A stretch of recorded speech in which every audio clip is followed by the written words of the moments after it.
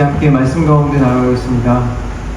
우리가 함께 나누실 말씀은 갈라디아서 1장 1절입니다. 우리가 함께 나누실 말씀은 갈라디아서 1장 1절입니다. 우리 모두 다 찾은 줄로 제가 믿습니다. 그러므로 제가 대독하여 읽도록 하겠습니다. 사람들에게서 나는 것도 아니요 사람으로 말미암은 것도 아니요 오직 예수 그리스도와 그를 죽은 자 가운데서 살리신 하나님 아버지로 말미암아 사도된 나 바울은. 아멘. 오늘 우리가 함께 나누실 말씀 제목은 갈라디아서 하나님의 사랑을 보여주심입니다. 갈라디아서 하나님의 사랑을 보여주심입니다.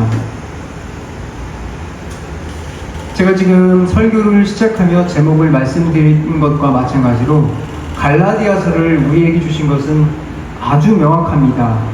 여러분들에게 하나님의 사랑을 알리기 위해서, 하나님의 사랑을 보여주기 위해서 우리에게 갈라디아서를 주셨다는 것입니다.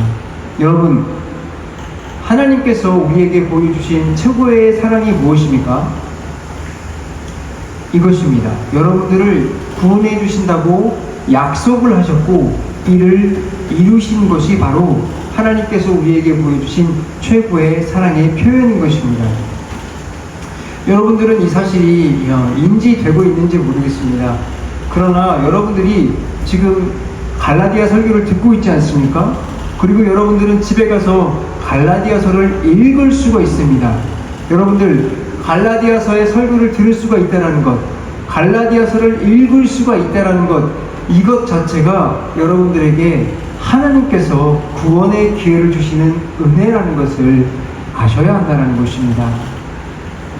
많은 사람들에게 성경이 주어졌지만 많은 사람들이 성경책을 잘 읽지 않습니다. 왜요? 마음 가운데 읽고 싶지 않기 때문입니다. 그런데 여러분들의 마음속에 성경을 읽어야겠다는 마음이 든다. 그것 자체가 여러분들에게 구원을 받을 수 있는 은혜를 주신 것이라는 것입니다. 그렇기 때문에 여러분들은 아주 큰 은혜 가운데 있다는 것을 아셔야 됩니다. 여러분들, 제가 이 갈라디아서가 하나님이 우리에게 베푸신 사랑이라고 말씀드렸는데 이것을 여러분들이 이제 말씀을 통하여 깨달아 알아가게 될 것입니다. 그런데 이것을 알아가는 데 있어서 먼저 알아야 될 것이 있습니다. 믿음이라는 것은, 믿음의 시작은 깨달음에서부터 시작한다는 것을 기억하셔야 됩니다. 하나님께서 우리에게 사랑을 전해주고 있다는데 그것이 왜 사랑인지 여러분들 모른다고 한다면 갈라디아서를 아무리 읽어도 여러분들 마음속에 어떠한 마음도 생기지 않을 것입니다. 그렇게 해서 뭐 어쩌라고, 갈라디아서를 읽었는데 그렇구나, 역사적으로 그렇구나, 이런 정도만 생길 수 있습니다. 아니면은 지식적으로 예수님은 나의 구원자시구나, 예수님 믿어야지, 이 정도만 생길 수 있으실 것이라는 것입니다. 그렇기 때문에 하나님께서 우리를 향한 사랑이 무엇인지, 갈라디아서를 통해서 무엇을 사랑한다라고 표현하고 계신 것인지 알아야 할 필요가 있다는 것입니다. 여러분들 가끔 가족을 주제로 하는 영화들을 볼 때가 있을 것입니다. 그 영화들을 볼 때 부모와 자식이 갈등 관계가 나오는 그런 장면을 볼 때가 있죠. 그때 사용하는 소재 중에 이런 것이 있습니다. 부모가 자녀를 너무 사랑해서 어떠한 것을 해줬는데 자녀는 그 모습을 보면서 오해를 하는 거예요. 부모가 나에게 정말 잘못된 것을 하고 있구나라고 오해를 하는 거예요. 그래서 그 갈등의 골이 굉장히 깊다가 나중에 그 자녀가 어떠한 계기를 통해서 부모가 자신을 사랑했다라는 것, 사랑해서 그런 행동을 했다라는 것을 알게 되었을 때 그 자녀의 마음속에 그 부모를 향한 사랑의 마음과 존경의 마음이 더욱 깊어지고 가족이 돈독하게 되는 그런 장면들을 보게 될 것입니다. 이것과 동일합니다. 우리 인간이라는 것은 이렇게 알아야지만 반응을 할 수 있다는 것입니다. 그렇기 때문에 우리는 하나님께서 갈라디아서를 통해서 우리를 사랑한다는 것이 무엇인지 알아야 할 필요가 있다는 것입니다. 제가 이제 그것을 여러분들에게 말씀드리려고 합니다. 여러분들 얼마 전에 올림픽이 끝났습니다. 그렇죠? 많은 국민들이 이 올림픽을 굉장히 재미있게 보셨어요.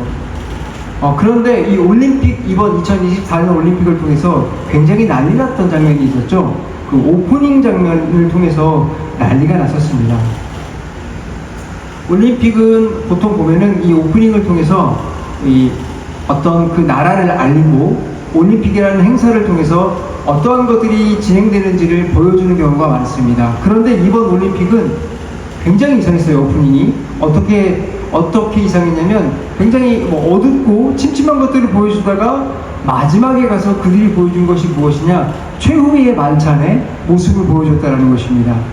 최후의 만찬 여러분들 아시죠? 예수님께서 이제 마지막으로 십자가에 달려 돌아가시기 전에 그들이 식사를 했던 그 식사를 최후의 만찬이라고 하는데, 이 만찬 패러디를 하면서 그들이 사용했던 그 사람들을 보게 되면 누가 나왔느냐? LGBTQ라는 사람들이 나왔습니다. 이들이 누구신지 아시죠? 성소수자라고 불리우는 사람들이 최후의 만찬의 이 중심의 그림으로 나왔다라는 것입니다. 여러분들, 그들이 묘사하는 것을 잘 보면 예수님은 물론이고 그 예수님의 제자들까지도 트랜스젠더나 아니면 드래그 퀸 이런 사람들이 대체하여 나왔다는 것입니다. 여러분, 이 사실은 하나님에 대해서 엄청나게 모욕적인 사건이 되었습니다. 여러분들도 그것을 보시면서 많이 경악을 하셨다고 저는 생각을 합니다. 그런데 여러분들, 그 사실을 알고 있습니까? 지금 이 대중매체에서 보여준 이 사건이 엄청나게 악한 사건은 맞죠. 하지만 우리가 잘 모르는 것이 있습니다. 무엇이냐면 대중매체를 통해서 보여준 그 사건이 엄청나게 모욕적인 것은 알지만 바로 여러분들이 하나님께 하고 있는 그 모든 행동들이 사실은 대부분 다 그것과 비교할 정도로 모욕적인 일을 하고 계신다라는 것입니다. 우리는 아담이 범죄한 이후에서 태어난 자들이지 않습니까? 이 아담이 범죄한 이후에 태어난 우리들의 마음의 본성 속에는 하나님을 향하여 영광을 돌릴 수 있는 마음이 단 하나도 없습니다. 우리가 하는 것은 하나님께 모욕적인 일을 할 수밖에 없는 것입니다. 여러분들, 그 텔레비전에서 보였던 그 LGBTQ들의 그 모습은 그 우리의 본성적인 모습에 더욱더 가깝게 표현되는 것을 보여준 것 뿐이지, 여러분들, 우리의 본성은 그들과 다를 것이 없다는 것입니다. 여러분, 성경은 우리에게 가르쳐 줍니다. 하나님은 거룩한 분이시다 라고 말씀해 주고 계세요. 그래서 그분은 죄를 가까이 하실 수 없다고 말씀해 주고 계십니다. 그런데 우리는 하나님께 노상 이 모욕적인 일을 하는 사람들입니다. 이런 우리는 죄인이라는 것입니다. 이런 우리가 하나님께 가까이 갈 수 있겠습니까? 우리는 하나님께 가까이 갈 수도 없고 하나님께서도 우리에게 오실 수 있는 그런 존재가 아닌 것입니다. 여러분들, 이 상태를 잘 기억하십시오. 우리의 상태, 인간의 상태라는 것은 바로 이런 존재입니다. 여러분들, 그래서 성경은 우리를 향해서 너희들은 하나님을 대항하여 사는 사람들이고 너희들은 하나님께 죽은 자들이라 라고 이야기를 하고 있습니다. 여러분, 제가 말씀드렸죠? 죄인인 여러분들에게 하나님이 다가올 수 없다라고 말씀하셨죠? 또 한 가지, 그분은 거룩하십니다. 거룩하신 분은 더러운 죄인에게도 오지 못하지만 우리를 죽었다고 말씀드렸죠? 시체인 우리에게도 오지 못하는 것은 너무나 당연한 것입니다. 여러분들, 이것에 대해서 어떻게 생각하십니까? 여러분들은 죽어있는 존재들에게 다가가는 것이 쉽습니까? 저에게 옛날에 이런 일이 있었습니다. 저는 고속도로를 탈 일이 굉장히 많았어요. 고속도로를 달릴 일이 굉장히 많았는데 이 고속도로를 다니다 보면 심심치 않게 보게 되는 것이 있어요. 무엇이냐면 바로 로드킬 당한 고양이나 강아지를 매일매일 봅니다. 고속도로를 탈 때마다 매일 봐요. 여러분들, 우리는 고양이나 강아지를 참 좋아해요. 많이 이뻐하죠. 지금 시대는 어느 때보다도 많이 이뻐하는 것 같아요. 그런데 여러분들 그 로드킬 당한 강아지나 고양이를 볼 때 너무 예쁘다, 너무 사랑스럽다 이런 생각이 들 것 같습니까? 아닙니다. 그들을 바라보면서 우리가 드는 생각은 귀엽다, 사랑스럽다가 아니다, 무섭다, 피하고 싶다, 도망가고 싶다라는 생각이 듭니다. 물론 그들을 바라보면서 불쌍하다는 생각이 드실 수 있습니다. 하지만 우리의 본능이 가장 먼저 반응하는 것은 그들이 불쌍하다가 아니라 그들을 향해서 피해서 도망가고 싶다라는 생각입니다. 우리가 아무리 개와 고양이를 좋아한다고 해도 그것이 시체로 있다면 피하고 싶다라는 것입니다. 저는 하물며 지나가는 지렁이가 죽어있는 것만 봐도 너무 섬뜩하고 피하게 됩니다. 여러분, 그런데 하나님이 사람인 우리가 죽어있다면 우리를 보시면서 피하고 싶지 않겠습니까? 우리에게 다가오고 싶지 않지 않겠습니까? 그런데 그 거룩하신 하나님께서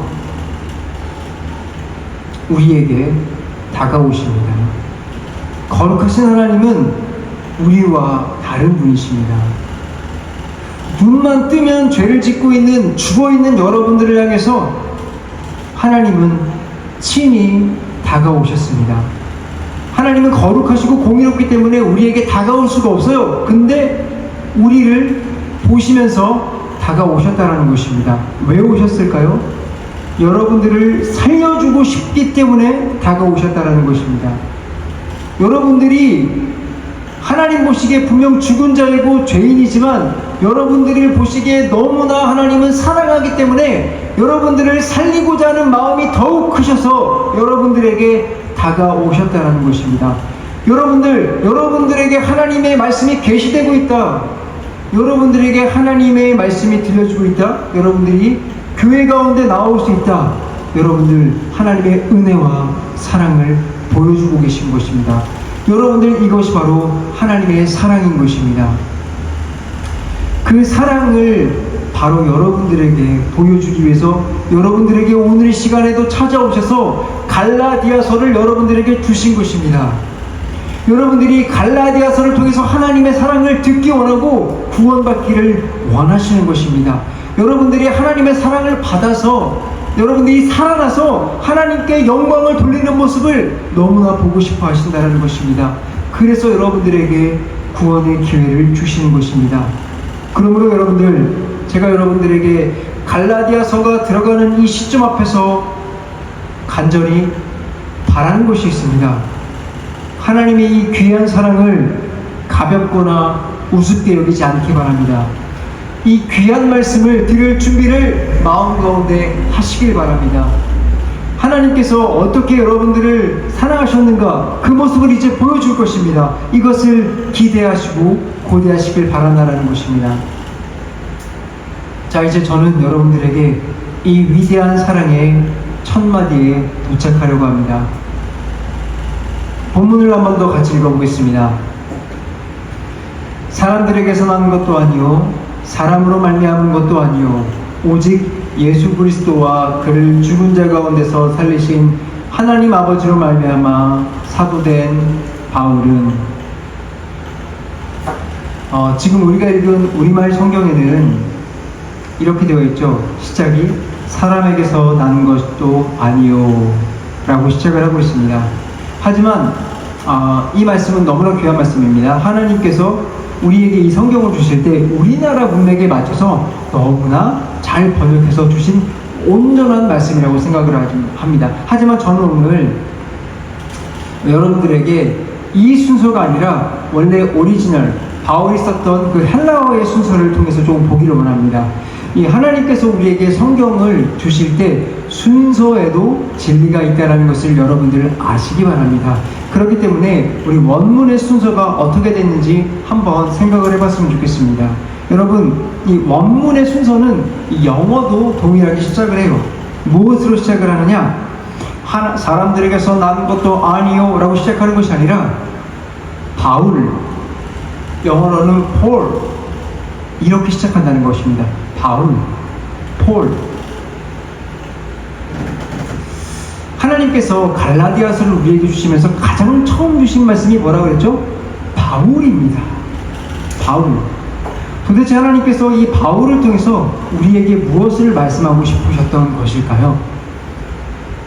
하나님께서 이 갈라디아서를 통해서 바울을 먼저 이야기하시면서 우리에게 하고 싶었던 메시지가 있었습니다. 물론 어떤 혹자들은 제가 이렇게 얘기했을 때 이런 말을 하는 분들이 있습니다. 학자들이 이런 의견을 얘기했죠. 당시에 편지를 쓸 때 양식이라는 것이 있는데 이게 무엇이냐면 헬라 양식은 인사로 시작을 하는데 거기서 시작할 때 자기의 이름을 먼저 이야기하고 시작을 해 라고 이야기를 한다는 것입니다. 여러분, 제가 이 말을 하는 이 많은 사람들, 또 오는 이것을 믿고 있는 많은 사람들에게 묻고 싶은 것이 있습니다.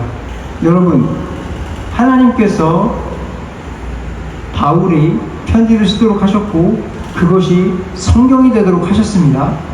성령님이 하신 일이시죠. 성령님이 쓰시고 성령님이 하신 일이시죠. 그렇다면 하나님께서는 왜 바울에게 편지를 쓰게 하셨으며 바울에게 1세기에 태어나게 하셔서 그때 편지를 쓰게 하셨을까요? 대략 한 15세기쯤에 대한민국에 있는 김개똥이에게 복음서를 쓰게 하지 않으시고 왜 1세기 로마 시민이자 유대인인 바울에게 갈라디아서를 쓰게 하셨겠냐 이 말입니다. 여러분, 만약 바울이 그 당시 로마 헬라 양식을 통해서 편지를 썼다면 하나님께서는 그것조차도 우리에게 큰 의미가 있도록 하기 위해서 사용하셨다는 것입니다.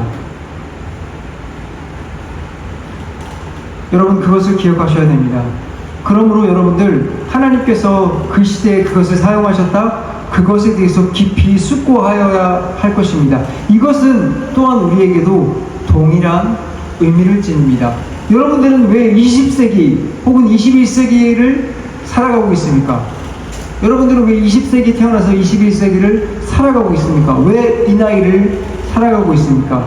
하나님께서 여러분들을 통해서 이 땅에서 이 기간 동안 하시고자 하시는 일이 있기 때문에 여러분들을 지금 불러주신 것입니다. 여러분들은 그것을 깨달아 알기를 원합니다. 그리고 2024년 8월 18일 오늘 이 자리에 앉아서 예배를 드리게 된 것은 바로 여러분들에게 오늘 이 갈라디아서를 듣도록 하여 여러분들에게 복음을 알기를 원하셨기 때문이라는 것입니다. 하나님은 아무렇게나 일하시는 분이 아니십니다. 질서의 하나님이십니다. 그 하나님이 여러분들을 이끌어 나가시는 분이시고 여러분들을 섭리해 나가시는 분이십니다. 바울을 통해서만 섭리하신 것이 아니라 여러분들을 통해서 섭리해 나간다는 것입니다. 그래서 우리가 갈라디아서를 듣게 될 때 하나님께서 지금 나에게 이 말씀을 듣게 하시는 것이 이를 통해서 하나님의 복음을 들려주시고 계시는 일이구나 하는 것을 여러분들이 깨달아 아는 그런 시간이 되어야 할 것입니다. 자, 이제 다시 돌아가겠습니다. 바울, 하나님께서 이 사람을 우리에게 언급하면서 하시고자 하셨던 그 말씀을 여러분들에게 이제 말씀드리겠습니다. 하나님께서 먼저 사람을 소개했죠. 바울. 하나님께서 먼저 누군가를 소개했다면 우리는 그 사람에 대해서 알아야 할 필요가 있습니다. 자, 간단하게 제가 말씀을 드리겠습니다. 성경에 따르면 그의 본명은 사울입니다. 그리고 그는 다소 출신이고 이 바리새인으로서는 가말리엘이라는 이 문화의 제자로서의 바리새인이었다는 것을 알 수가 있습니다. 그는 성경을 통해서 보면 누구보다도 열심히 율법에 임했던 사람이라는 것을 알 수 있고 얼마나 열심히 했냐면 그의 동년배가 어느 누구도 따라올 수 없는 유대교의 우수한 인재였다라는 것입니다. 아마도 바울은 그냥 그대로 컸으면 바리새인 중에서 회장까지 했을지도 모르겠습니다. 그만큼 바울은 유대교에 있어서 아주 우수한 인재였습니다. 그런 그가 어느 날 소문을 듣게 됐어요. 새로운 유대교의 이단이 나타났다. 예수를 따르는 자들이 나타났다. 라는 소문을 듣게 됐어요. 그래서 그가 어떻게 했을까요? 자신이 그렇게 믿고 있는 이 유대교를 뒤흔들고 있는 이단을 어떻게 해야 되겠습니까? 박멸하기 위해서 힘을 썼습니다. 그가 그렇게 열심히 박멸하기 위해서 힘을 쓰던 중에 그가 참여한 사건이 하나 있었는데, 그것이 무엇이었느냐? 스데반 집사님의 순교 사건에 그가 참여하게 되었다는 것입니다. 여러분, 그 스데반 집사님의 순교, 그 사건은 이 기독교에 있어서 아주 중요한 사건입니다. 왜냐하면 주님께서 승천하시기 전에 우리에게 주신 사명이 있었어요. 그것이 무엇이냐?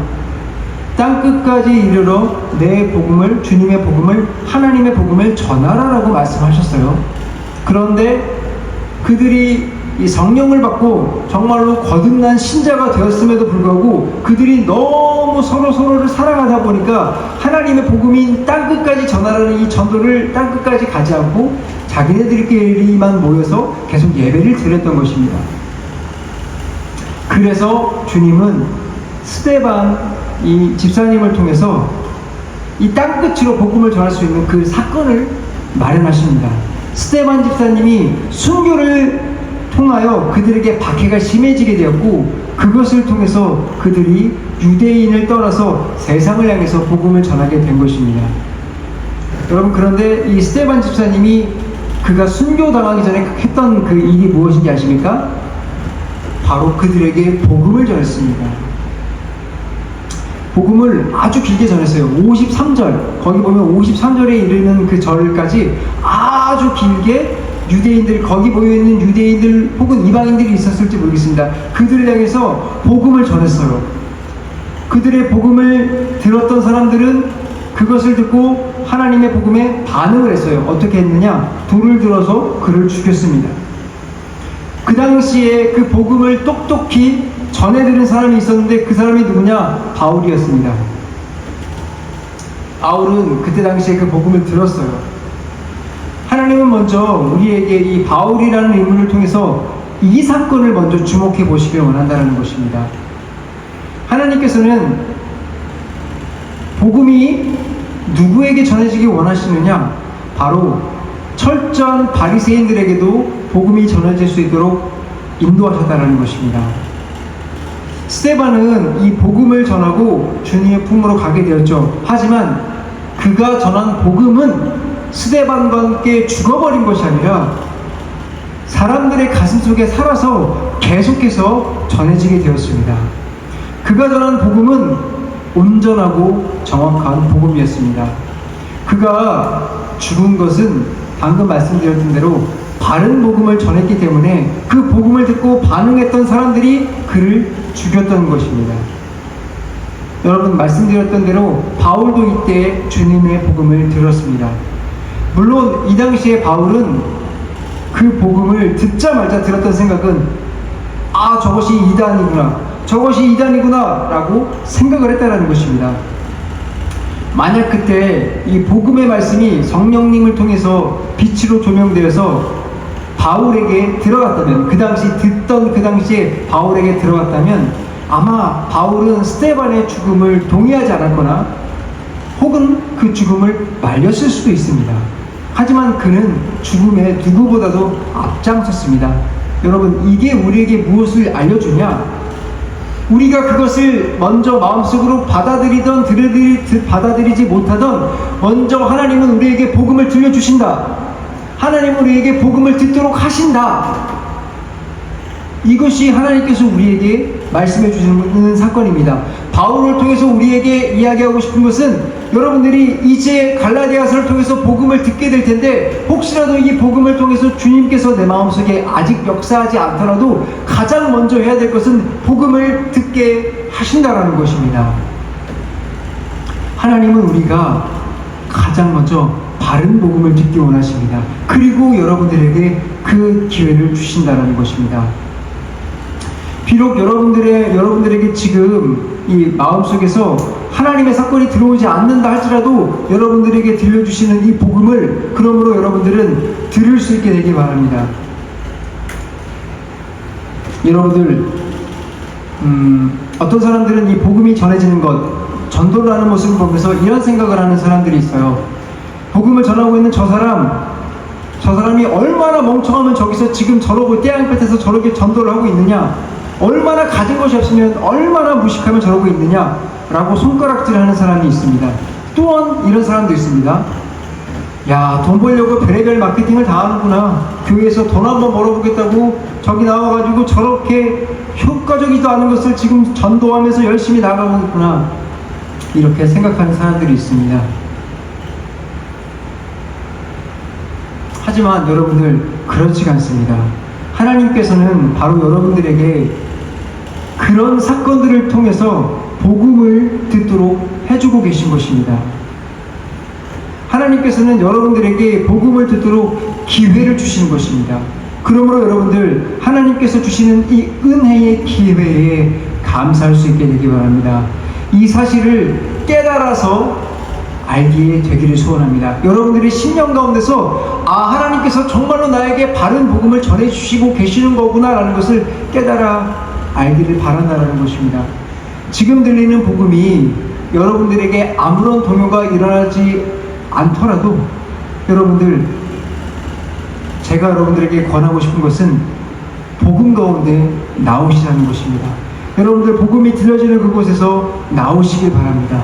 그렇다면 언젠가 하나님의 때가 임했을 때 여러분들은 혹시라도 내가 들었던 복음이 과거 10년 전 혹은 5년 전, 아니 어저께 들은 말씀이라도 할지라도 하나님께서 갑자기 여러분들에게 역사하시면 그 복음의 능력이 여러분들을 압도하게 되는 것을 경험하게 될 것입니다. 하나님이 살아계셔서 그때 말씀 들은 것이 진짜라는 것을 알게 될 것입니다. 여러분, 우리의 그 믿음의 선배 중에 김익두 목사님이라는 분이 계십니다. 많이 들어보셨죠? 그분은 예수님을 믿기 전에 평양에서 알아주는 이 주먹, 깡패였습니다. 어느 날은 또 깡패짓을 하고 있었어요. 어느 날은 깡패짓을 하다가 시장에서 선교사님을 만나게 되었어요. 그가 선교사님을 통해서 전도지를 받았고 이런 말을 들었어요. 예수 믿으세요. 예수 믿으면 구원받습니다. 이 말을 들은 김익두 목사님은 이렇게 얘기했어요. 예수를 믿느니 나는 내 주먹을 믿겠다 하고 그 받은 전도지를 코를 행 풀어버리고 버렸습니다. 이때 이것을 본 선교사님이 이렇게 얘기를 했어요. 그렇게 하면 당신 코가 썩습니다. 여러분, 김익두 목사님이 이 처음 전도를 통해서 주님의 복음을 들었을 때 그가 들었던 그 복음은 자신의 마음속에 와닿지도 않았어요. 그리고 정말 비웃음거리 같았어요. 특별히 그 당시 서양인이 별로 없었잖아요. 서양인 얼마나 정말 우리랑 다르게 생겼습니까? 그러니 웃음거리로밖에 더 생각되지 않았다라는 것입니다. 그런데 그에게 코가 썩습니다라는 그 말을 듣고 그 돌아가는 그에게 정말 주님의 은혜가 임했습니다. 그래서 그가 그것을 마음속으로 계속해서 묵상을 한 거예요. 정말로 코가 썩을까? 아니야, 그 말을 내가 어떻게 믿어? 하다가 갑자기 주님이 그에게 역사했습니다. 그리고 교회를 나가야겠다는 생각이 들었던 것입니다. 그리고 그가 교회를 나가서 은혜를 받고 거듭나고 하나님의 사람이 되어 목사가 되어서 이 대한민국의 1세대 목사이자 복음 전도자로서 하나님께 굉장한 헌신을 한 사람이 되었다는 것입니다. 여러분, 하나님의 복음이 들리는 것이 우습게 들릴 수도 있겠지만, 아직 내 마음속에 전혀 들리지 않을 수도 있겠지만, 하나님은 여러분들에게 복음을 들을 수 있는 기회를 주시면서 여러분들에게 구원할 수 있는 기회를 시작하고 계시는 것입니다. 바울이라는 이름을 우리에게 먼저 주신 것은 바로 여러분들에게 이 말씀을 하고 싶었던 것입니다. 너희들에게 이제 복음을 들려줄 것인데 너희들은 복음을 들어라. 바로 이 말씀을 우리에게 전해주고 있다는 것입니다. 그러므로 제가 여러분들에게 말씀드리고 싶은 것은, 여러분들 복음이 들리는 곳에 가 있는 그런 복된 사람들이 되었으면 좋겠습니다. 여러분들이 복음을 듣는 것이 지금 들리느냐 안 들리느냐 그것은 중요하지 않습니다. 그것은 하나님만이 아시는 것이고 하나님의 때가 되면 하나님께서 일을 하실 것입니다. 하지만 여러분들이 해야 될 것은 복음의 자리로 나아가셔야 된다는 것입니다. 여러분들 먼저 복음이 들리는 그곳으로 가 있길 바랍니다. 그때 하나님께서 여러분들에게 은혜를 베푸실 것입니다. 물론 여러분들이 복음의 자리를 나오지 않더라도 하나님께서는 충분히 여러분들을 구원하실 능력이 있습니다. 하지만 하나님은 그러한 방법을 쓰지 않는다는 것입니다. 먼저는 여러분들이 복음이 들릴 수 있는 그 방법을 사용하신다는 것입니다. 여러분들 죽음 앞에 있을 때도 마찬가지예요. 강도를 생각해 보세요. 십자가에 매달렸던 그 두 강도를 생각해 보세요. 그들에게도 그저 한 번에 복음이 들어갔습니까? 아니요. 예수님을 옆으로 보게 하셨어요. 복음을 들을 수 있는 기회를 먼저 주셨다라는 거예요. 그래서 그것을 보고 한 강도, 우편에 있는 강도죠. 그 강도가 구원을 받아들일 수 있게 된 것입니다. 그러므로 여러분들 기회가 있는 대로 하나님의 복음이 들려지는 그곳으로 가 있길 소원합니다. 여러분들, 이 문제는 여러분들의 생명이 달린 문제입니다.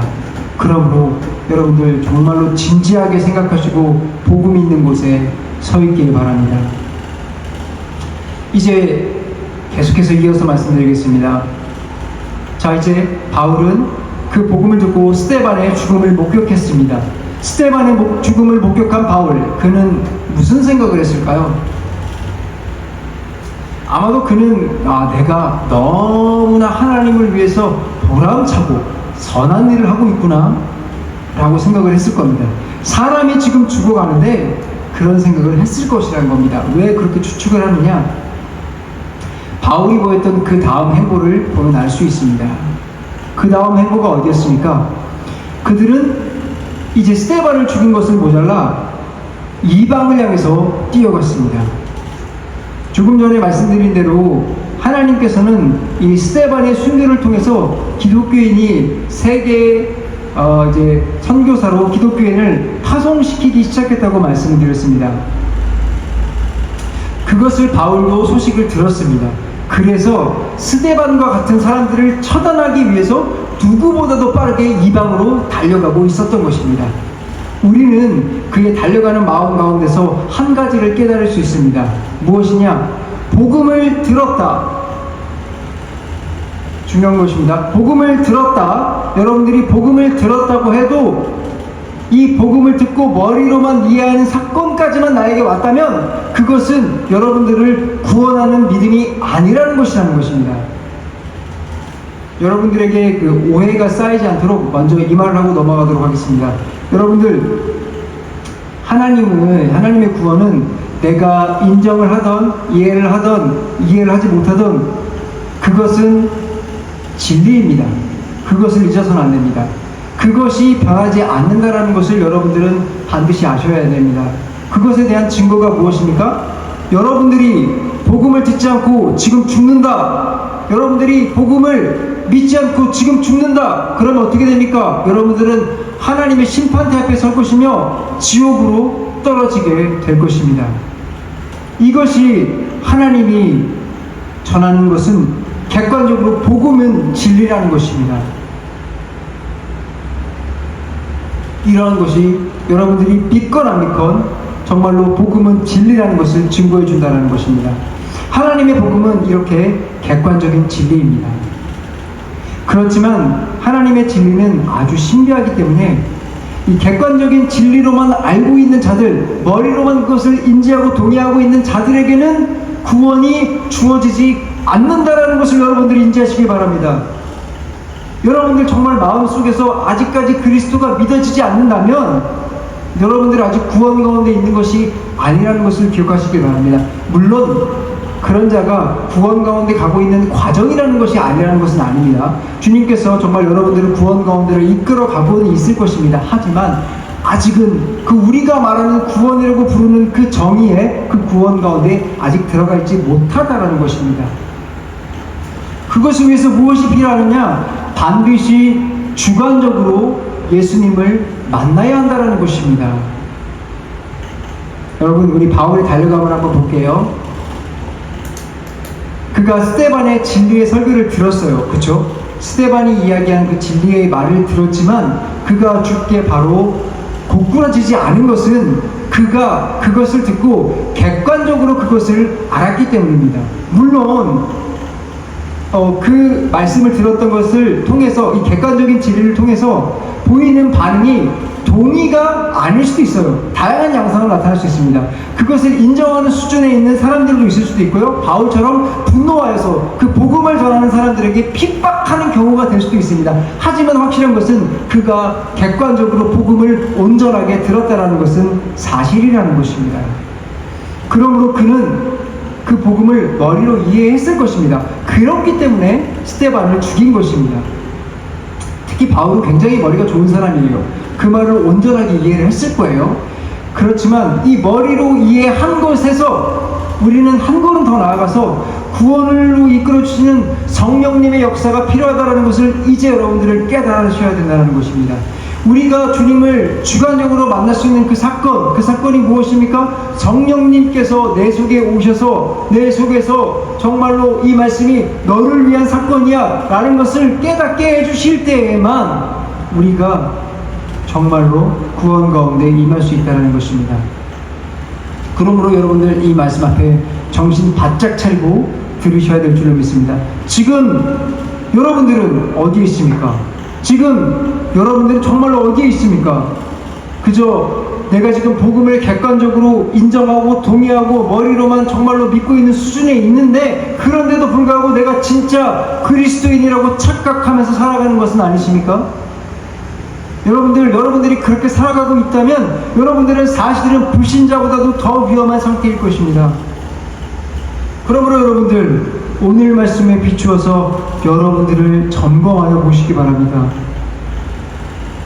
이제 바울은 계속해서 그들에게 핍박으로 향하고 있는 그 순간 놀라운 사건을 경험하게 됩니다. 어떤 사건이죠? 바로 주님이 바울을 부르는 경험을 하게 됩니다. 여러분, 이것입니다. 우리의 주관적인 만남. 하나님께서는 우리를 객관적인 진리로 먼저 선포를 해주시고, 그리고 난 다음에 우리에게 하나님, 우리 주 예수 그리스도를 만날 수 있는 주관적인 만남을 허락해 주신다는 것입니다. 우리는 이것을 뭐라고 부릅니까? 부르심이라고 부릅니다. 하나님께서 우리를 구원하시기 위해서 우리를 부르시는 사건을 허락하실 것입니다. 이 사건은 바울을 완전히 다른 사람으로 변화시킵니다. 기독교자, 박해자, 사울이었던 그 바울이 이제는 기독교를 전하는 전도자 바울로 변화가는 것입니다. 여러분, 이런 사건이 얼마나 놀라운 것이냐면 예수님께서 물을 포도주로 변화시켰습니다. 이 사건과 마찬가지로 그런 변화를 주신다는 것입니다. 이러한 사건이 우리에게 말해주고 있는 것이 무엇입니까? 여러분, 먼저는 객관적인 진리를 듣도록 해주신 주님, 그 주님을 먼저 말씀해 주시면서 그 다음에 때가 되었을 때 여러분들을 불러주실 것이라는 그 약속, 여러분들 이 부르심, 이것을 우리에게 말해주고 있다는 것입니다. 또한 이러한 부르심이 있기 전에는 우리가 어떠한 용을 쓰더라도 우리 스스로는 그리스도를 믿고 싶어도 믿을 수도 없는 것이며 스스로도 변할 수 없다라는 것을 말해주고 있습니다. 그러므로 여러분들, 복음이 들리는 이 순간 우리가 해야 될 것은 무엇입니까? 우리는 복음이 들린다, 내 마음속에 이것이 들린다 라고 하면 하나님의 은혜와 약속을 의지해야 하는 것입니다. 무엇을 의지해야 됩니까?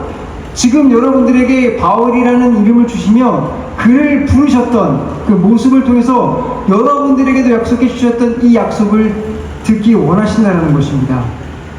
객관적인 진리를 듣게 한 너희들에게 내가 때가 되면 부를 것이며 이 부르심 앞에서 너희들이 반드시 나의 사람으로 변화될 것이다 라는 이 말을 믿고 기다리라는 것입니다.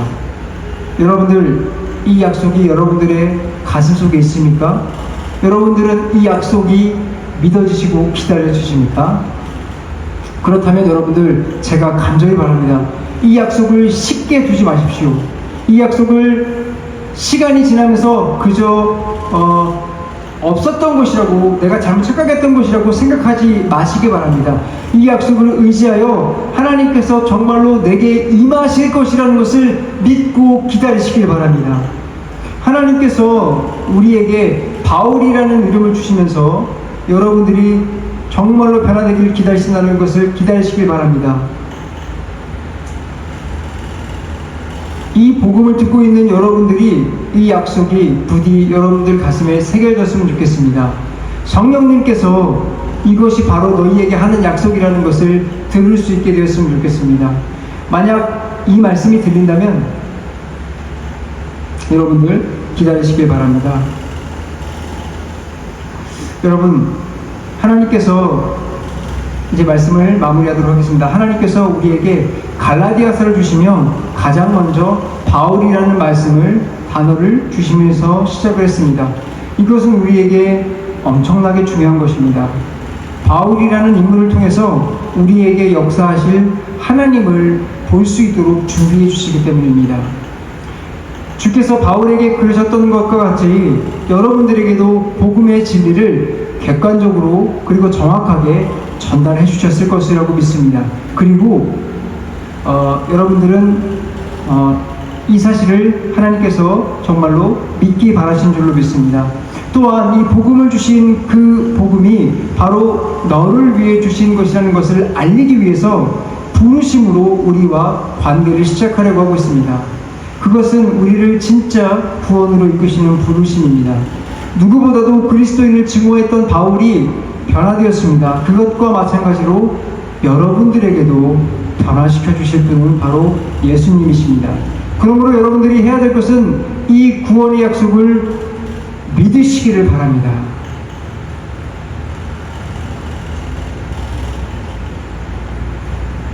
여러분들에게 이 약속이 정말로 들려주시길 바랍니다.